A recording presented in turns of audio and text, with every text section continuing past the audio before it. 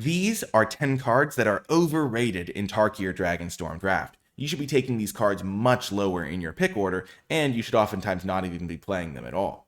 First up is Breaching Dragonstorm. For 4 and a red, you get an enchantment that says, when this enchantment enters, exile cards from the top of your library until you exile a non-land card. You may cast it without paying its mana cost if that spell's mana value is 8 or less. If you don't, put that card into your hand. When a dragon you control enters, return this enchantment to its owner's hand. The problem with this card is that if you're building your deck responsibly and filling it with lots of 2-drops and 3-drops and early plays for your mana curve, then spending 5 mana is oftentimes just going to get you one of those 2 or 3-drops that you put into your deck to have a responsible mana curve, and so you end up way down on mana, and it's unreliable, so you could hit like a removal spell that isn't particularly useful and just have to put it into your hand instead of actually getting to deploy it. And 5 mana to just draw a card or 5 mana to play a 2-drop is so weak that it's not worth the upside of the fact that sometimes you'll play this and hit a 6-drop or something like that, because your deck is just going to have much fewer 6-drops, and so you're going to be in a spot where you're spending 5 mana to not get 5 mana worth of value. It's not reliable, so you're just going to be hoping and praying to get that 6-drop instead of getting those 2-drops or 3-drops, and the card as a result is too unreliable to be worth taking early and too unreliable to be worth playing in most scenarios. Now, this next card is Corroding Dragonstorm, which is 1 and a black for an enchantment that says, when this enchantment enters, each opponent loses 2 life and you gain 2 life, surveil 2. When a dragon you control enters, return this enchantment to its owner's hand. Now, the problem with this card is that 2 mana for this effect is not really worth it if you're only getting it once. Sure, surveil 2 is almost like drawing a card, and the lose 2 life, gain 2 life is useful, but the fact, because in the late game, Surveil 2 lets you get rid of extra lands from the top of your deck, which would have been dead draw, so that's why it's almost like drawing a card. But the problem is that on turn 2, you want to be affecting the board. You want to be playing creatures that can attack and block, and you don't want to be playing Corroding Dragonstorm. So when do you deploy it? You want to deploy it before you play your dragons at some point, but no matter where you put it onto your curve, it's not really something that you're going to be happy playing the mana for, because you're not affecting the board state, and your opponent is able to pull ahead, and that drain for 2, that 2 life you gain and the opponent loses, is going to be quickly outpaced by the fact that they have a creature in play, or played a removal spell, or anything instead of their own, the Corroding Dragonstorm, which didn't really have an effect. And there's just not going to be that many dragons in your deck. And maybe if you had this work for like warrior tokens or humans or something like that, where there was a lot more cheaper versions of them that you could play and kind of spam out there to get your Corroding Dragonstorm back into your hand over and over, it might have more potential. But dragons, you're going to have like 3 or maybe 4 in your deck. And so you play this and then you bounce it back with your dragon like once in the game, and it's just a little bit tricky to get going as a result. So you should be avoiding this card, taking it very lowly, and only playing it in highly specific situations. Next is Stormbeacon Blade. So 2 mana for an artifact equipment that says equipped creature gets +3/+0. When it attacks, draw a card if you control 3 or more attacking creatures, and then it equips for 2. The problem with this card is that, first of all, it's not very good if you're behind because it doesn't buff toughness. So if your opponent has a 2/2 and you have a 2/2, their 2/2 is still going to be able to attack into you if you equip something with the Stormbeacon Blade. So sure, sometimes they'll have like a 4/4 and you'll have a 2/2, and then you'll be able to potentially block their bigger creatures with it. But it also, another big downside, which it will get segue perfectly, is that it puts all of your eggs into one basket. So you spend 2 mana to play this, 2 mana to equip it, and then your opponent kills the creature you equipped. You just end up really far behind because you spent 4 mana and put kind of all your eggs into one basket. And even though you can then re-equip it to something else, you have to then spend the time doing that. And in that window, your opponent is going to be able to catch up if they were behind. This card gives you a real way to lose a game that you were really ahead in, because your opponent all of a sudden has an easy path back in. They're like, okay, well, if I kill the creature that's equipped with Stormbeacon Blade, I'm back in the game. And that's not a place you want to let your opponent get. And also, if your opponent is on the front foot and you spend 2 mana to play this, 2 mana to equip, and then they kill your blocker, then all of a sudden you're way behind. You spent 4 mana and they got to basically 2 for 1 you temporarily, because they just got to then kill your blocker that had all the power and toughness on your side of the battlefield. The fact that you get to draw a card if you control 3 or more attacking creatures does give this card some upside potential in a deck that can really build around and is almost always going to be on the front foot to be able to generate that card advantage and use this as like a curve topper that gets you extra cards. A lot of the time though, again, you'd rather just play another creature that supplements your aggressive draw or a combat trick or something like that. But in those decks, it can have a home. So just take this card much lower in your pick order and prioritize it much lower, but you can still include it from time to time in the decks where it will really shine.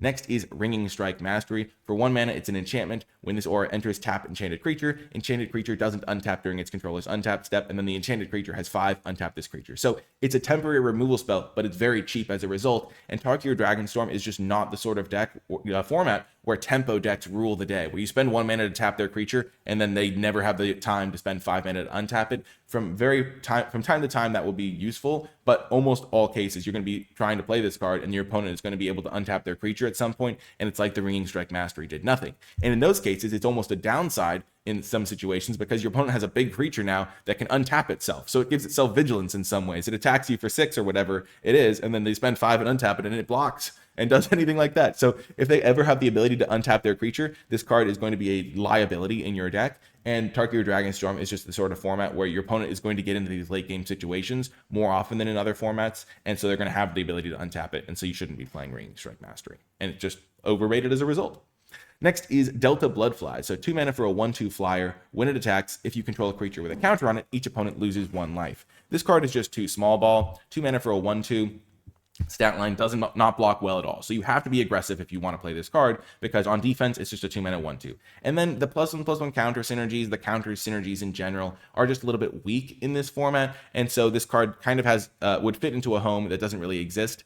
And those cards are just too nickel and dimey. And the fact that it attacks as a 1/2 means that if your opponent ever has a 2/2 flyer or a 2-powered reach creature or anything like that, it can no longer attack, and then it's just sitting there as a pretty useless blocker. And so this is the sort of card that just doesn't really do enough on its own. Even if you enable it, doesn't do a ton, and generally you can just find more powerful things to do in the format.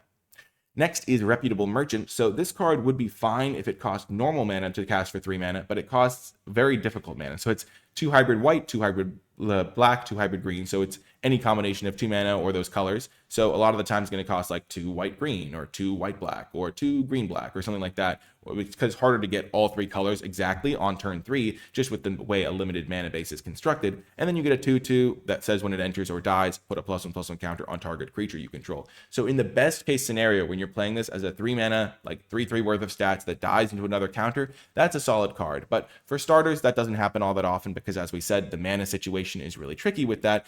And the other reason that that's a little bit tough is because the counters deck isn't particularly great. And so it incentivizes you to play the 3 colors that maybe don't, like the colors that you're trying to kind of avoid a little bit by playing the Abzan clan. So you're not necessarily trying to play Abzan. You're not really trying to play the counters deck because it's a little bit too nickel and dimey in a format where there's really powerful ways to go over the top of it.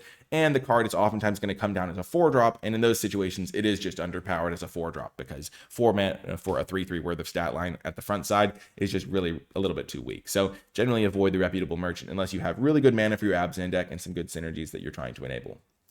Next is Yath Entombguard, which is a card that has so much potential, but kind of just struggles from the context of the format. So it's 3 mana for a 2/3 menace. When a creature you control with a counter on it deals combat damage to a player, you draw a card and lose 1 life. So the first thing you need to know about why this card is weaker is because a 3 mana 2/3 is just not a great stat line for this format. The decks that you want to be including this in, the +1/+1 counter theme decks, don't really have the tools to enable it immediately. So they don't have like a 2 mana 1/1 flyer that comes into play and gets a lifelink counter or something like that, which would be like a nice evasive threat that you can then immediately curve into the Yath Entombguard. A lot of the cards that enable counters are more expensive, which means there'll be like a 4-drop that comes into play, and then the Yath Entombguard just has to sit there for a little bit. You don't really want to trade it off, but at the same time, your opponent sees it coming. If it will become a problem, they can often kill it. And so there's not really good tools around the Yath Entombguard to make it worthwhile. And it also incentivizes kind of bad play patterns, because you don't really want to run out the Tomb Guard until you can get a card from it, because the removal is so good in this set that if you were going to get a card, your opponent can just know to kill the Tomb Guard, or they can just kill the creature that was going to get the value from it. So it doesn't really have great play patterns in that way. And also because it kind of incentivizes you to use your Endure cards, which can either put counters on themselves or make spirit tokens, and it incentivizes you to use your Endure cards to put counters on themselves, which then exposes them to the very good removal in the set. And so it kind of, and then just the +1/+1 counters deck, as we already talked about, just isn't as powerful in this format. And so it kind of has the triple whammy of the stat line is just, it doesn't have the pieces around it to be particularly good. It incentivizes you to play a weaker archetype, and it kind of incentivizes some weaker play patterns. And so Yath Entombguard is a card that you should be taking much lower in your pick order. You can still include it in your deck if you do have a +1/+1 counter theme deck, kind of, but a lot of the times you're not going to want to be drafting those decks anyway. And so instead of it being a, I'll take Yath Entombguard and build around it situation, it's a, oh, Yath Entombguard fits well in my deck, I'm getting it late, perfect, I'll put it in. That's kind of the mental mindset you have to have with the Tomb Guard. And so just make that swap in your head. And it is overrated at the moment, but you can still include it in your decks. Just make sure you use it appropriately. Next is Tempest Hawk, so 3 mana for a 2/2 bird with flying. When it deals combat damage to a player, you can search your library for a card named Tempest Hawk, reveal it, put it into your hand, then shuffle. So a deck can have any number of cards named Tempest Hawk, but in Limited, your deck can have any number of cards named anything because there's no 4-card restriction in Limited. Generally, you can just find better places for value than Tempest Hawk because a 3 mana 2/2 is just a little bit weak these days. And the fact that it hits them and lets you play another 3 mana 2/2 if you have multiple Tempest Hawks is not going to be worth the downside of the fact that it's not a great blocker. And even just playing multiple Tempest Hawks. So like 6 mana for a couple of 2/2 flyers is just not a great card either. So you have to like keep getting Tempest Hawks for it to start eventually being useful. And so you're not going to really be able to get that critical mass to be there. And also just drawing multiple Tempest Hawks. Like if you try to put 3 Tempest Hawks in your deck and you just draw 2 of them naturally, all of a sudden you're pretty unhappy. So just avoid playing Tempest Hawk. It's not one of those cards that you're like, oh, I'll be the Tempest Hawk player, which sometimes these cards are, and Tempest Hawk just isn't it. So it's easy to overrate, but it's just not a card you should be taking. Next is High Spire Bellringer, so 3 mana for a 1/4 flyer. The second spell you cast each turn costs 1 less to cast. So generally just the stat line isn't good enough on this card. 3 mana for a 1/4 flyer in a world where you can get like a 3 mana 4/2 Trampler or things like that means it just doesn't block the other 3 drops all the time. And it's like not a great attacker because it's only got 1 powered. So this sort of thing where it's like, okay, it's just a little bit too small. It's not the greatest blocker. It doesn't really like contribute that well on attacks. And the double spell thing only works in like the very specific scenario where you're trying to double spell with something you wouldn't have been able to do anyway. So if you play this card on turn 3 and then on turn 4 you go like 3-drop, 2-drop, boom, I saved a mana. That's like, okay, cool. That's like the peak for High Spire Bellringer. But you end up in a spot where you play this on turn 3. It's not like it lets you play your 5-drop on turn 3. It's not like it lets you play your 6-drop on turn 5. It just lets you like double spell with those very specific spells that you might have. And a lot of the time, you're going to be able to double spell with them anyway. So you play this card, and then a few turns pass, and you play your 3-drop and your 2-drop, but you already had 5 mana, and you don't have anything to use the extra mana on, and so the mana discount didn't really matter. And so just avoid this card because the stats aren't worth it, and the synergy ability of it is just generally a little bit not particularly useful, except in very specific scenarios. So you'd rather just put other cards in your deck. And then finally, we have 100 Battle Veteran, another card that kind of just struggles from the format context. So 4 mana for a 4/2, and then you can cast it from your graveyard. If you do, it enters with a finality counter on it. And as long as there are 3 or more different kinds of counters among creatures you control, it gets +2/+4. I've played with this card a good amount. I've played against it a good amount and never seen it be a 6/6 creature. So that's worth keeping in mind, that it's really relatively hard to enable that ability because even though it gets the finality counter itself, and +1/+1 counter is relatively easy to get, the third type of counter is a little bit trickier. Like there's reach counters, there's trample counters, there's things like that running around in this format, but generally they're just not coming up as often as you'd like in order to enable the 100 Battle Veteran.